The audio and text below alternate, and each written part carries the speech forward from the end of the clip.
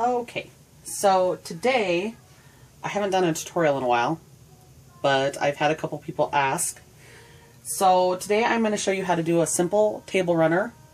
It should take only like 10 or 15 minutes. It's really easy. What you need is just 2 pieces of fabric. One is going to be 12 inches or 1/3 of a yard, and that's going to be your front piece. Your back piece is going to be 18 inches or 1/2 a yard. So we're going to go ahead and I like to straighten all my edges. And then we're going to cut at 18 inches. And then it doesn't have to be perfect or exact, just as long as you're close. Okay?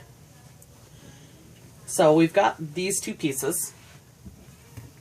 And what we're going to do is the length of your table runner is going to be the width of your fabric.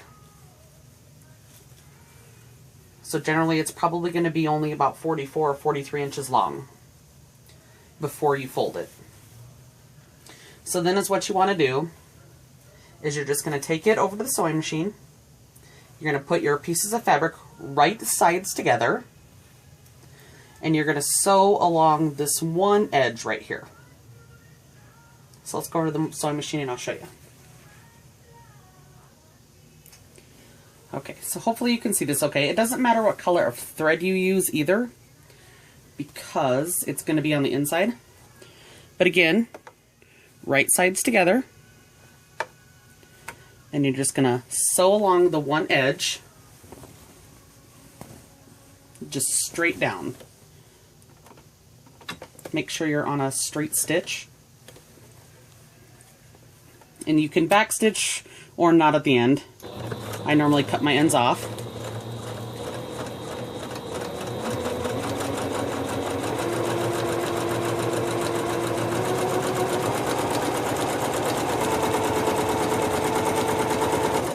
And then you just always want to check and make sure that the edges are together along the whole side.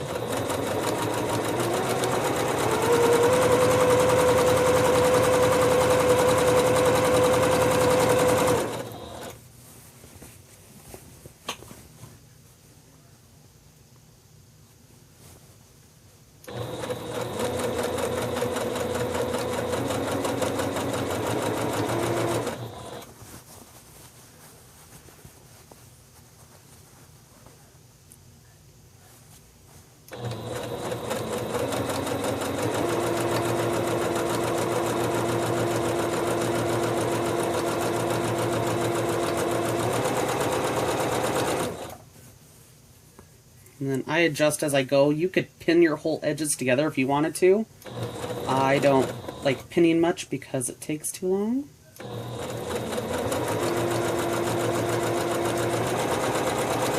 So I just adjust as I go.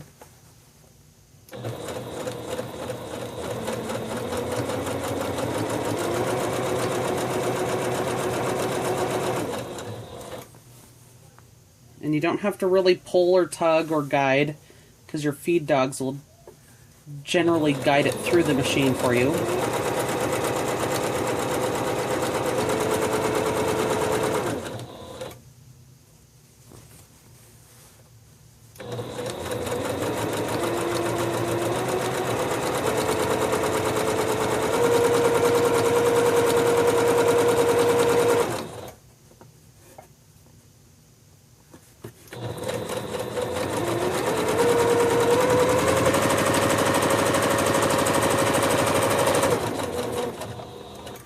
And again, I don't backstitch because I'm going to end up cutting off my ends where my salvages are anyway. So now is what you'll do is you're going to take your other side, and it's going to look funny at first, but you'll take your end of your other side. This is still going to be right sides together. See, we've sewn them together. And as what we're going to do is right sides together. and we're going to sew along this side all the way down to the end, just like you did on the other side. So I'll do that real quick. Okay, so when you are completely done, as you can see, hopefully you can see this, it's going to form a tube. Both of your sides are sewn together, and it's going to look a little funny because remember, one is 18 inches, one is 12 inches. So then is what you're going to do is you'll flip it right side out.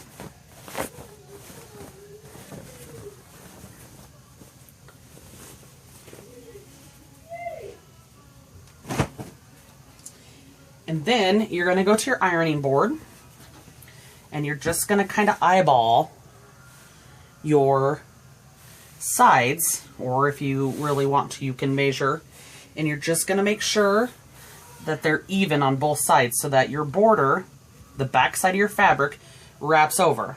So basically it's kind of creating a self-binding effect to it. So I'll go iron this and I'll bring you right back. Okay, so as you can see, I have now ironed it. Let's get everything else out of the way here.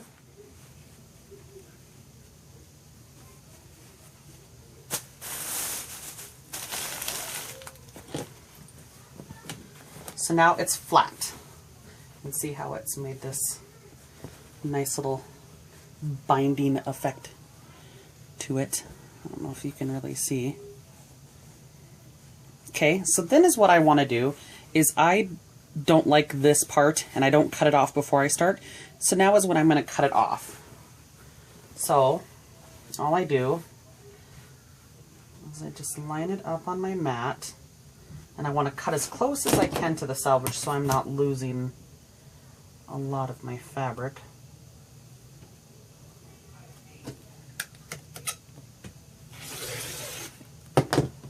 So see, I didn't really lose a whole lot of fabric. I basically just cut off the selvage, and I have a nice clean edge to work with.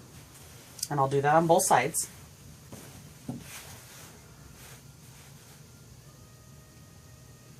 Because even though the other side doesn't have writing on it, it isn't completely lined up and straight with the other fabric.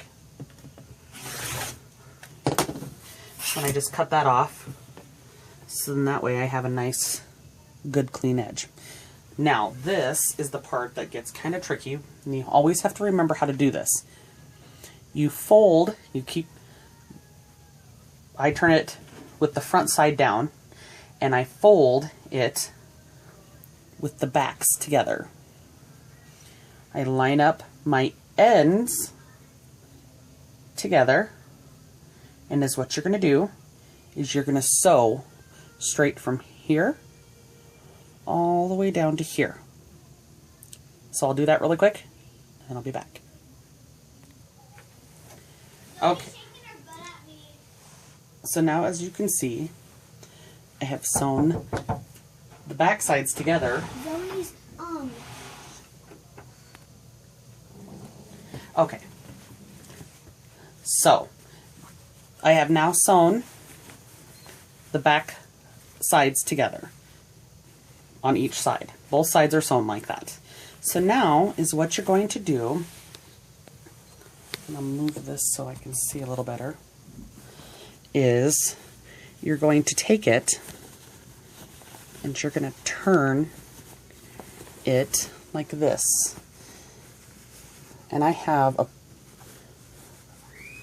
point turner that I use.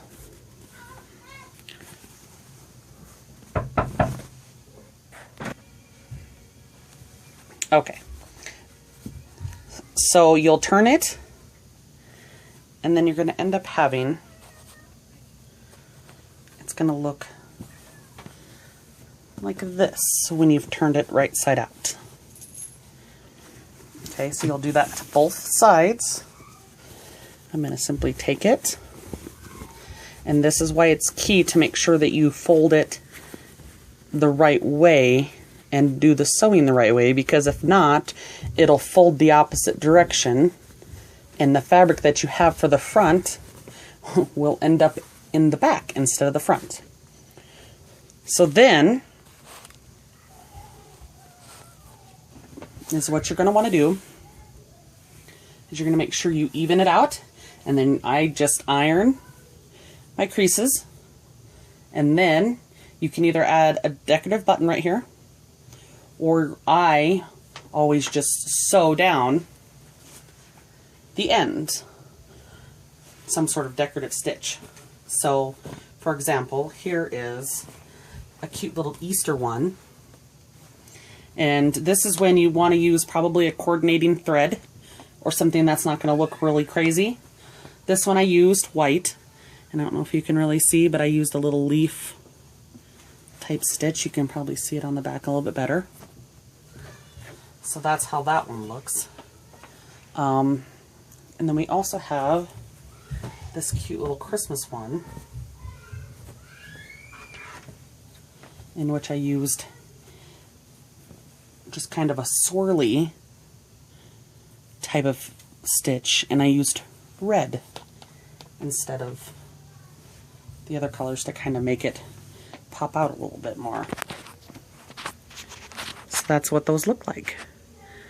I hope you enjoyed this tutorial.